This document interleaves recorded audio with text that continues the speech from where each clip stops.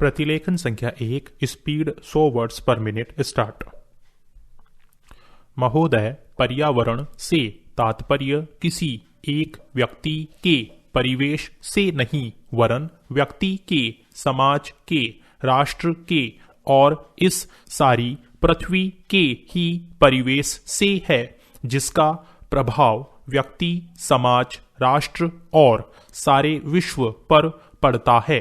पर्यावरण से तात्पर्य पेड़ पौधों, नदी पहाड़ या किसी तंत्र विशेष से नहीं वरन उस समग्र वास्तविकता से है जिस पर मानव मात्र का अस्तित्व और उसका संपूर्ण आध्यात्मिक एवं भौतिक विकास निर्भर है। अस्तित्व केवल शारीरिक स्वास्थ्य ही नहीं, मानसिक भी। स्वस्थ शरीर में स्वस्थ मन ही अच्छे स्वास्थ्य की परिभाषा है। शारीरिक स्वास्थ्य हमारे आहार पर निर्भर है, जिसका स्रोत इस पृथ्वी का जल थल वायुमंडल है। मानसिक स्वास्थ्य भी प्रकारांतर से इन्हीं पर निर्भर है, क्योंकि जैसा खाए अन्न वैसा बने मन। स्वस्थ जीवन पर सबसे अधिक प्रभाव हमारे चिंतन का, हमारी परंपराओं का और उन सब परिस्थितियों का पड़ता है जो हमारे ऊपर आरोपित हैं या की गई हैं या की जा रही है। इसलिए पर्यावरण या परिवेश में जल, थल, वायु ही नहीं बल्कि वे सारे घटक महत्वपूर्ण है, जिनका कुछ भी प्रभाव हमारे जीवन पर, हमारी क्रियाशीलता पर पड़ता है, जैसे हमारे विचार, हमारे आचरण और हमारी परंपराएं एवं संस्कृति आदि। पैरा। सदा से मानव की आकांक्षा उन्नति और विकास की रही है। जगत का अर्थ ही है गतिमान, और गति दोनों और संभव है, उन्नति की और भी और अवनति की और भी। पहली को हम प्रगति कहते हैं, दूसरी को अगति, विगति, अधोगति या दुर्गति कह सकते हैं। वास्तव में मनुष्य ऐसा जटिल प्राणी है जिसमें अनेक विरोधाभासी और असंगत प्रतीत होने वाली प्रवृत्तियां और प्रतिक्रियाएं होती हैं। वह कानून और व्यवस्था की मांग करता है, किंतु चलचित्र, दूरदर्शन आदि में स्वतः भड़की हिंसा या खेलों में युक्तिपूर्वक की गई हिंसा अथवा अनीति से मंत्रमुग्ध भी हो जाता है। मनुष्य अपनी ही जाति या वर्ग के व्यक्तियों के प्रति प्रायः बहुत अधिक प्रतिद्वंद्वी होता है, किंतु कोई बाहरी खतरा उपस्थित होने पर उनके प्रति हद से ज्यादा सहयोगी बन जाता है। वह सड़कों पर या युद्धों में सामूहिक विनाश के प्रति उदासीन रहता है, किंतु किसी खान में फंसे हुए एक व्यक्ति या किसी कुएं में गिरे हुए एक बालक की रक्षा करने के लिए ढेरों साधन जुटा लेता है। कुछ विद्वान कहते हैं कि मनुष्य बंदर की संतान हो या न हो, किंतु उसमें खालिस बंदर की द्वैत प्रकृति प्राय ही होती है। उसमें शाकाहारी बंदरों की भांति वृक्षों में उछल कूद करने की प्रवृत्ति हो तो होती ही है, साथ ही ऐसे बंदरों की स्वाभाविक जिज्ञासा भी होती है जो अत्यंत संगठित गिरोहों में रहते हैं और भांति भांति का मांस खाने में मजा लेते हैं। मनुष्य की ऐसी परस्पर विरोधी इच्छा आकांक्षाओं से निपटना असंभव होता है। फिर भी किसी प्रकार का संतुलित मध्यम मार्ग अपनाना अनिवार्य होता है। यही बुद्धिमानी का रास्ता है। विद्वानों ने मानव की मूलभूत आवश्यकताओं को 5 स्तरों में रखा है। स्टॉप। प्रतिलेखन संख्या 2 एवं 3, स्पीड 100 वर्ड्स पर मिनट, ड्यूरेशन 10 मिनट। स्टार्ट। महोदय, जो एक के बाद एक आते हैं, शारीरिक आवश्यकताएं यथा भोजन, कपड़ा, मकान और आराम जीवन की मौलिक आवश्यकताएं हैं। दूसरे स्तर पर आती हैं सुरक्षा और भविष्य के प्रति निश्चिंतता। इसके लिए मनुष्य भांति भांति की वस्तुओं का संग्रह करता है। फिर है सामाजिक आवश्यकताएं, जैसे अपने परिवार के भीतर और फिर बाहर के दूसरे लोगों से अच्छे संबंध बनाए रखने के लिए सामाजिक, आर्थिक और राजनैतिक और मनोरंजनात्मक संगठन बनाना। चौथे स्तर पर है अहम संबंधी आवश्यकताएं, जैसे आत्मसम्मान, आत्मविश्वास और आत्मतुष्टि आदि। आत्म परितोष अर्थात उन्नति, विकास और ख्याति प्राप्ति की क्षमताओं को साकार करना व्यक्ति की अंतिम और उच्चतम अपेक्षाएं हैं। इन आवश्यकताओं की पूर्ति के लिए मनुष्य अपने आसपास उपलब्ध पर्यावरण का दोहन करता है। जल, थल, वायु ही नहीं, पेड़ पौधों, पशु पक्षी, जीव जंतुओं तक का उपयोग करता है। सभी शक्तियों का, यहाँ तक कि सबल व्यक्ति अपने से निर्बल व्यक्तियों तक का दोहन करता है, जो शोषण की सीमा तक पहुंच जाता है। इसके लिए भांति भांति की तकनीकें खोजी और अपनाई जाती है। पैरा। प्रौद्योगिकी ने मनुष्य को भांति भांति की आवश्यकता की वस्तुएं अभूतपूर्व प्रचुरता से देकर संतुष्ट किया है और आवश्यकता की सीमा रेखा भी खिसकाई है। विलासिता और सजावट की ऐसी सामग्री भी दी है जो अब बहुत कुछ आवश्यकताओं में गिनी जाने लगी है। स्वचल वाहन, दूरदर्शन, धुलाई मशीन, सफाई मशीन, सिलाई मशीन, स्टोव, चूल्हे, मिक्सी, फ्रिज आदि आदि अब बहुत से लोगों के लिए अनिवार्य आवश्यकता की कोटि में आ गई है। तकनीकी और औद्योगिकी से यह सब संभव हुआ है, किंतु एक ऐसा अल्प वर्ग भी है जिसके लिए विलासिता आवश्यकता की कोटि में आ चुकी है। विज्ञान की जन समुदाय के लिए तो मौलिक न्यूनतम आवश्यकताएं भी विलासिता ही बनी हुई है।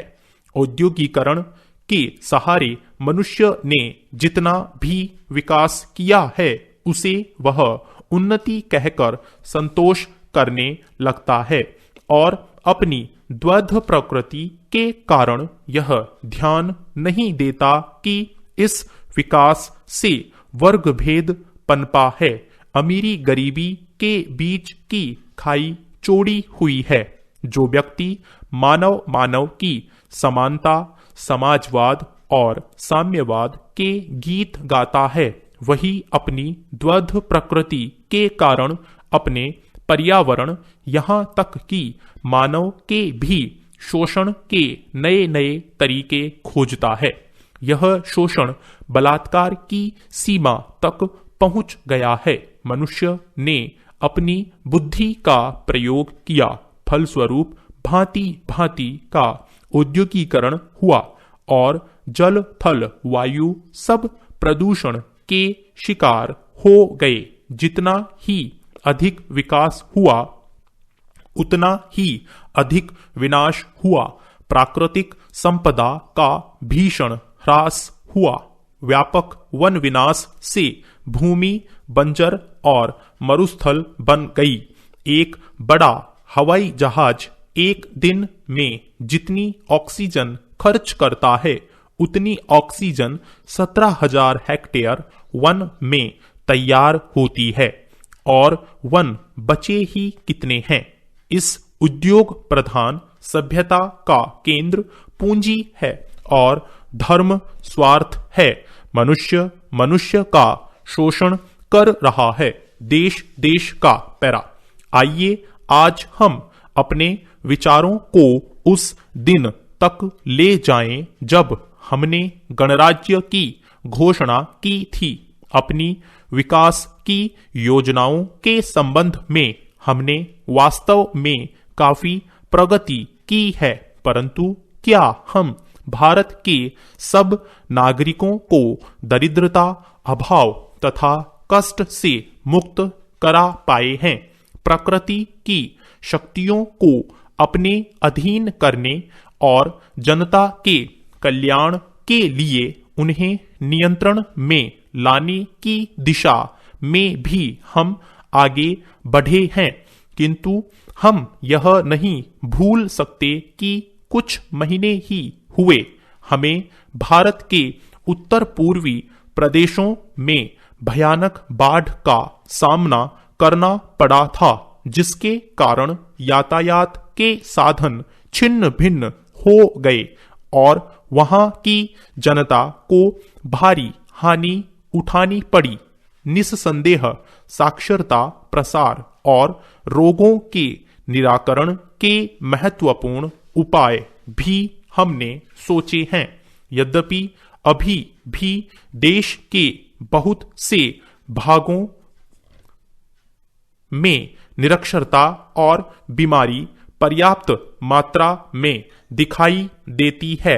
जन कल्याण की योजनाओं को हम बराबर आगे बढ़ाते रहेंगे, यह हमारा दृढ़ संकल्प है। इसमें संदेह नहीं किया जा सकता। इन योजनाओं के पूरे होने के संबंध में जो प्रयास अब तक किया गया है उससे भी हमें असंतुष्ट नहीं होना चाहिए। फिर भी जो कुछ अब तक किया जा सका है, यदि वह बहुत चमत्कारी नहीं दिखता तो उसका कारण यह है कि अभी निर्माण कार्य जारी है और समाप्त नहीं हुआ है। राष्ट्र के निर्माण में समय की आवश्यकता होती है। आज हमारा गणराज्य दिवस है और भारत जैसे प्राचीन राष्ट्र के इतिहास में 5-7 वर्ष की अवधि एक स्वल्प काल है। आइए हम विगत वर्ष की घटनाओं पर नजर डालें और यह देखें कि विकास के कार्यों और निर्माण योजनाओं की दिशा में हम कहां तक आगे बढ़ सके हैं। पैरा।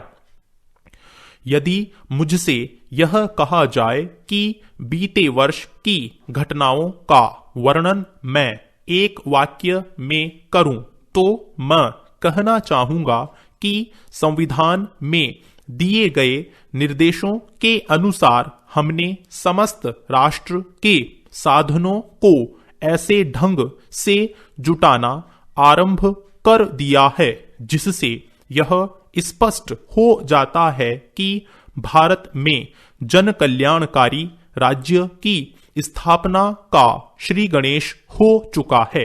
पिछले वर्षों में हमने जो संकल्प और दावे किए थे अब वे मूर्तिमान होने लगे हैं। इसलिए अब यह समझना कठिन नहीं है कि राष्ट्र किधर जा रहा है और आगामी 10 या 15 वर्षों में हम किस स्थिति में होंगे।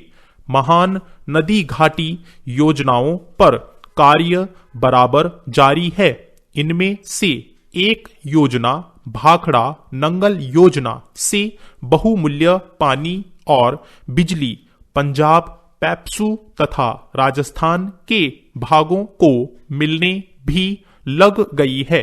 दामोदर घाटी योजना से कुछ समय हुआ बिजली प्राप्त होने लगी थी और हीराकुंड, चंबल तथा दूसरी महान योजनाओं की भांति यह योजना भी यथेष्ट रूप से आगे बढ़ रही है। भाखड़ा नंगल योजना का प्रथम चरण समाप्त होने से अब यह स्पष्ट है कि इन महान योजनाओं के द्वारा देश में कितने महत्वपूर्ण परिवर्तन हो जाएंगे। स्टॉप। प्रतिलेखन संख्या 4 एवं 5, स्पीड 100 वर्ड्स पर मिनट, ड्यूरेशन 10 मिनट। स्टार्ट। महोदय, कोसी नदी जिसे शोक और दुख का सूचक माना जाता है, इस वर्ष फिर अपने प्रकोप से महान हानि का कारण बनी। अब इस नदी पर काबू पाने और इसकी उपद्रवी लीला समाप्त करने के लिए भी योजना तैयार हो गई है। इस योजना की रूपरेखा तैयार हो चुकी है और निर्माण का काम हाथ में लिया जा चुका है। आशा है इस योजना के निर्माण से बड़े पैमाने पर जनसाधारण को सेवाएं उपलब्ध होंगी। जब यह नया परीक्षण सफल होगा तो महान योजनाओं के निर्माण में और भारत की महान जनशक्ति के उपयोग के संबंध में हमारी जानकारी और अनुभव में महत्वपूर्ण वृद्धि होगी। औद्योगिकरण के क्षेत्र में उन्नति, उत्पादन में और अधिक वृद्धि और भारत की प्रति व्यक्ति आय में वृद्धि विचाराधीन वर्ष की कुछ महत्वपूर्ण बातें हैं। औद्योगिकरण के साथ ही रोजगार के क्षेत्र को विस्तृत करने के प्रयत्न भी बराबर जारी हैं। कुटीर उद्योगों और घरेलू धंधों को प्रोत्साहन देकर औद्योगिकरण और रोजगार में समुचित संतुलन स्थापित करने का प्रयास किया जा रहा है। यह बात सभी स्वीकार करते हैं कि यदि भारत के जनसाधारण को उदासीनता और हार मानने की भावना से मुक्त करना है तो बढ़ती हुई बेरोजगारी को दूर करने का उपाय करना होगा। इस दिशा में घरेलू उद्योग धंधे बहुत से लोगों को आंशिक या पूर्ण उपयोगी काम देकर इस समस्या का बहुत कुछ समाधान कर सकते हैं। इसीलिए पंचवर्षीय योजनाओं में पुराने घरेलू उद्योगों को पुनर्जीवित करने और चालू कुटीर उद्योगों को प्रोत्साहन देने की व्यवस्था की जा रही है। पैरा। विदेशी मामलों के क्षेत्र में हमारी सफलता और भी अधिक है। हमारी नीति, जिसे मैं सक्रिय और स्वउद्देश्य तटस्थता की नीति कहना चाहूंगा, वास्तविक व्यवहार में किसी भी देश अथवा यहाँ के लोगों को अपना शत्रु न समझने की नीति है। इस नीति के फलस्वरूप हमें विश्व शांति के पक्ष की कुछ सेवा करने का अवसर मिला है। हम प्रसन्न और आभारी हैं कि संसार के राष्ट्रों में भारत का स्थान इतना ऊंचा है। इंडो चीन निरीक्षण और नियंत्रण अंतरराष्ट्रीय आयोग की अध्यक्षता हमने स्वेच्छा से स्वीकार की है और हमारे नागरिक यथासाध्य उस देश में शांतिपूर्ण निर्वाचन संबंधी समस्याओं का सामना कर रहे हैं। हम सभी राष्ट्रीय अथवा अंतरराष्ट्रीय समस्याओं का निपटारा शांतिपूर्ण ढंग से चाहते हैं। मुझे बहुत प्रसन्नता है कि भारत में फ्रांसीसी बस्तियों की समस्या शांति और सद्भावना के वातावरण में सुलझ सकी है। शांतिपूर्ण प्रणाली की सफलता का वह एक महत्वपूर्ण उदाहरण है। दुर्भाग्य से भारत में पुर्तगाली बस्तियों की ऐसी ही समस्या को सुलझाने की दिशा में प्रगति नहीं की जा सकी। मैं आशा करता हूं कि पुर्तगाल इन बस्तियों को रहने वाले लोगों के स्वाधीनता के अधिकार को स्वीकार करेगा और फ्रांस और ब्रिटेन की सरकारों का अनुसरण करेगा। जैसे ही यह वर्ष समाप्त हो रहा है, हम अपने सबसे निकट के पड़ोसी पाकिस्तान के साथ अपने संबंधों में अपने सुखद परिवर्तन देखते हैं। पाकिस्तान के लिए हमारे हृदय में सदैव से पूर्ण सद्भावना और शुभकामनाएं हैं। पैरा महोदय, बच्चों को जो ज्ञान प्राप्त हो वह अनुभव से प्राप्त हो, न कि केवल स्मरण शक्ति पर आश्रित रहकर रटाई द्वारा। उन्होंने सोचा था और उच्चतम शिक्षा शास्त्रियों का भी यही विचार है कि इस प्रकार से प्राप्त ज्ञान बच्चों में जागरूकता, कार्यकुशलता, स्वतंत्र भावना पैदा करता है, जो इस जीवन के संग्राम में बहुत सहायक हो सकता है। दूसरा मौलिक विचार उनका यह था कि इस प्रकार की शिक्षा इस देश के लिए अनुकूल ही नहीं बल्कि अनिवार्य है। बच्चों से जो कुछ भी काम कराया जाए वह उत्पादक काम हो और उससे जो कुछ भी पैदा हो उससे शिक्षा का व्यय यदि पूरा पूरा नहीं तो अधिकांश निकल सके, क्योंकि यदि शिक्षा का व्यय दूसरे प्रकार से निकलने का प्रयत्न किया जाएगा तो वह बोझ इतना बड़ा होगा कि शिक्षा सार्वजनिक नहीं बन सकेगी।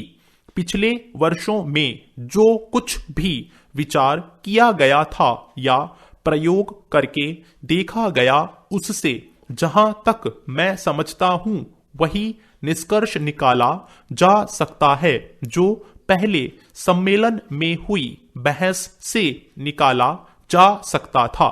हमारे शिक्षा शास्त्रियों ने इस पद्धति को अनुकूलता और श्रेष्ठता तो मान ली थी, पर उनकी दृष्टि में इसके द्वारा शिक्षा का व्यय निकालना असंभव ही नहीं, अनुचित भी था। प्रयोग से देखा गया है कि इस पद्धति की उपयोगिता है और इससे पूरा नहीं तो अधिकांश व्यय निकाला जा सकता है। यह मैं प्राथमिक और माध्यमिक शिक्षा के संबंध में कह रहा हूं। पैरा उच्च कोटि की शिक्षा के संबंध में अभी प्रयोग नहीं के बराबर हुआ है, इसलिए उसके संबंध में अभी कुछ भी कहना संभव नहीं है। इतना होते हुए भी हम देखते हैं कि इस पद्धति को उतना प्रोत्साहन नहीं मिला और न इसका उतना प्रचार ही हुआ जितना होना चाहिए था और जितना स्वराज्य प्राप्ति के बाद हम कर सकते थे। इसका कारण जहां तक मैं समझता हूं यही है कि इसकी उपयोगिता प्रमाणित होने पर भी पुरानी पद्धति पर जो आस्था थी वह अभी दूर नहीं हुई है और इसी कारण शिक्षा के काम में जो व्यक्ति लगे हुए हैं उनका न तो इस और ध्यान गया है और न उन्होंने इस विषय पर गहराई से चिंतन ही किया है। पैरा आज भी हम इतना ही कह सकते हैं कि इस पद्धति का अभी केवल प्रयोग ही किया जा रहा है। इसे राष्ट्रीय कार्यक्रम मानकर हमारी सरकार ने उसको चालू करने का निश्चय नहीं किया और क्रियात्मक रूप से कुछ करने की बात तो नहीं के बराबर ही है। उसका परिणाम यह हुआ है कि पुरानी पद्धति की संस्थाएं दिन प्रतिदिन बढ़ती जा रही है और शिक्षा पर सरकार जो कुछ भी व्यय कर सकती है या करना चाहती है उसका बहुत बड़ा अंश उस पद्धति को ही बनाए रखने में व्यय हो रहा है और इस पद्धति को बहुत कम प्रोत्साहन मिला है। मेरा अपना विश्वास है कि शिक्षा में मौलिक परिवर्तन अवश्य किया जाएगा। स्टॉप। Thank you. साथियों, इस चैनल को सब्सक्राइब करें और बेल आइकन को प्रेस करें ताकि लेटेस्ट वीडियो की जानकारी आपको मिलती रहे। गति बढ़ाने के लिए नियमित अभ्यास करें। इस चैनल पर 80, 100, 120, 140 और 160 शब्द प्रति मिनट की गति से डिक्टेशन उपलब्ध हैं, जिनका आप स्वयं भी लाभ लें और अपने मित्रों को भी शेयर करना न भूलें। डिक्टेशन अच्छा और बुरा लगा तो लाइक और डिसलाइक अवश्य करें। कोई सुझाव या प्रश्न हो तो कमेंट बॉक्स में लिखें।